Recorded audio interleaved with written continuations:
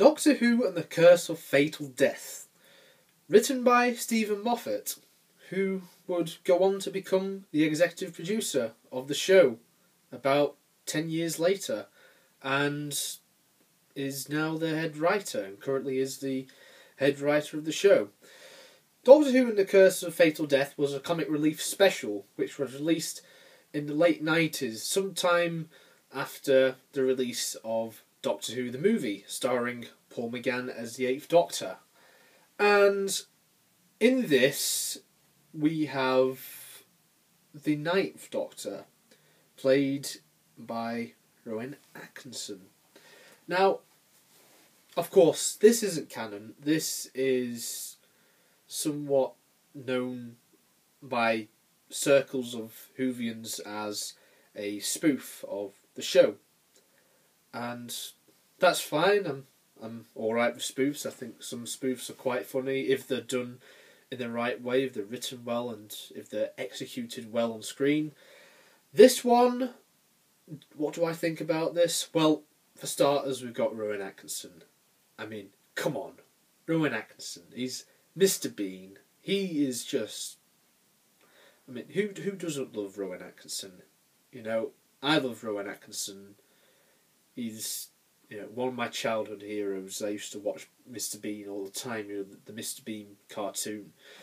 And I still have fun watching Mr. Bean nowadays, the live-action TV series, along with the 2 films. So Rowan Atkinson as a Doctor, it was a no-brainer. This was going to be good. And we have Jonathan Pryce, who plays the Master. And Jonathan Pryce, he's been in all sorts of things. He played the villain in the Bond film Tomorrow Never Dies, starring Pierce Brosnan. He played... who did he play? Elliot Carver. He was the head of the Tomorrow newspaper. And he plays the Master in this, and that's really good. And it's kind of like a take-off of Delgado and Ainley's Master, but in a sort of camp way.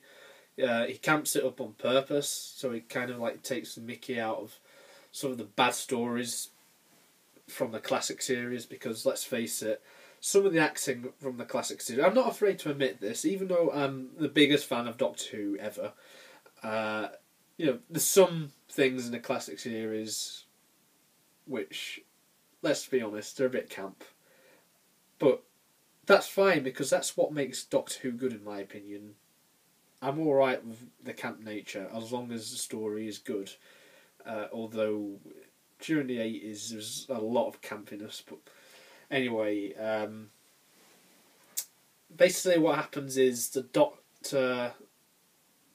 The Master, he formulates his plan to capture the Doctor, it's the same usual stuff you would see in a TV story, and they go to this planet called the planet Tercerus, and the Master sets a trap for the Doctor and his companion, and then they become trapped, and then you get the whole scene, like, oh, I was here before the architect, and all of that, and it's brilliant writing. And pretty much all the way through, it kind of takes the mickey out of Doctor Who, and I think it's really funny. I think that the Master, played by Jonathan Pryce does an excellent performance, and Rowan Atkinson, he would have been so good as an actual Doctor, wasn't he? And we've had so many 9th Doctors, haven't we? I mean, let's take a look back at the sec. We had all the Doctors, 1 through 8, and then the 9th Doctor is Christopher Eccleston. But of course, now, Eccleston is the 10th Doctor, and the real 9th Doctor is a War Doctor, played by John Hurt, that got introduced in 2013. And then you've got all these other ones. You've got Rowan Atkinson's Doctor, then you've got the Richard E. Grant's Doctor from the Scream of the Shalka, And speaking of Richard E. Grant, he appears in this, but I'll talk more about that towards the end of this review. And what happens is, after he outsmarts the Master, after the Doctor outsmarts the Master, then the Master falls down this pit, and it takes him so many years, it's like every couple of 100 years, to get out of the pit, and then he comes out, and he's aged, and then he falls down again, then he comes back, and then he falls down again. You know, it just happens like 3 times, and then after that, he brings the Daleks, and this is one thing that I was so happy about. The Daleks were involved in this. They had to bring Daleks into this. And I like how they've used different props from through the years, and they've even used some props that may not have actually been used in the actual TV series. And I think that's good, because you can get all sorts of different Dalek variants. There's still loads of variants that haven't even been in the TV show to this day. I mean, you've got the 1960s variants and all that, and I believe you got some gold variants in there as well, if I recall. And it's all there, and it's brilliant. And Roy Skelton came back to voice the Daleks. Rest in peace, Roy Skelton, voice of Sibby. And basically, the Master and the Daleks team up, and then the Master falls down again. But after that, the Daleks capture the Doctor and his companion. I can't remember his name. I can't remember the companion's name. I think it was something like Emma. And I can't remember the actress who plays her, but she sort of plays the typical companion, and the Doctor announces his retirement. He's going to get married to Emma. And the funny thing is, there's quite a few things in this that actually have happened in the series now, because Moffat is obviously a head writer. The Doctor has got married. He got married to River Song in the Wedding of River Song, and there's some parts where the Doctor announces his retirement, as you see in The Snowmen. So there's quite a few things that have actually happened in the show now, and that's fine, really. It's quite funny, and a lot of the dialogue as well. A lot of the dialogue is sort of use like the whole "I'll explain later" thing. That's a running gag that you get all the way through this. If they had a actual movie poster, it'd be like Rowan Atkinson and his companion with the TARDIS, and then it'd be like Doctor Who, The Curse of Fatal Death, and then the tagline below would be "I'll explain later." That's how it is in this. It must be like the most common line you hear in the whole story. So, but it's funny. I really love how they use it in this story. But anyhow, the Doctor and his companion get captured by the Daleks and they're tied to a chair. And I was thinking at the time, how the hell do they get tied to a chair by Daleks? Magic. And then they actually say, "We'll explain later." So the Master he's gone back to normal again. He's got all these things. Dalek bumps, although they look like something else. And then after that, find out that the Daleks are planning to double cross the Master. So the Doctor communicates with the Master in the Tertian language, which is basically farting. And then the Doctor and the Master team up to fight against the Daleks, and then the Doctor ends up regenerating. Then he regenerates into Richard E. Grant. So in this, Richard E. Grant is the 10th Doctor, and Rowan Atkinson's Doctor, he was more of the heroic type. His costume it kind of reminds me of Paul McGann's costume in a way, and he's more of the heroic type, but at the same time he has the traits of a Rowan Atkinson type of character. And Rowan Atkinson, he would have been a brilliant Doctor, and I would really love it if Rowan Atkinson actually appeared in the series. That would make my day. Of course, Richard E. Grant has appeared in the series as Dr. Simeon, aka the Great Intelligence, and he also played the Doctor in the Scream of the Shulker, the 40th anniversary animated special. But again, that's not canon. That's like another version of the Ninth Doctor that doesn't exist now in the actual Who universe.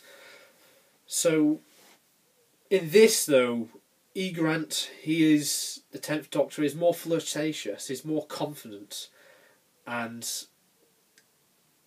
he says to the Master about his Dalek bumps again. Oh, nice pair of tits. I think that's like one of the best bits of the whole thing. But again, he gets hurt, and then he regenerates, and then he regenerates into Jim Broadbent. Can't talk. He regenerates into Jim Broadbent, and Jim Broadbent, he's a great actor. He's been in loads of stuff.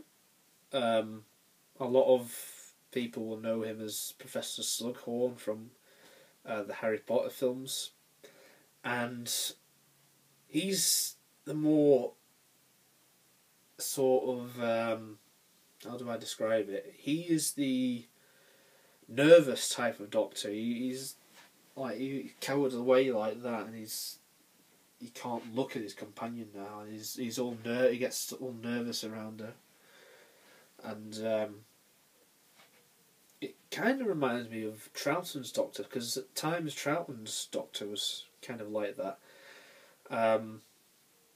Then he regenerates again, and then he turns into Hugh Grant of all people. Now, of course, at this time, Hugh Grant was one of the biggest A-listers in the whole world, we could say.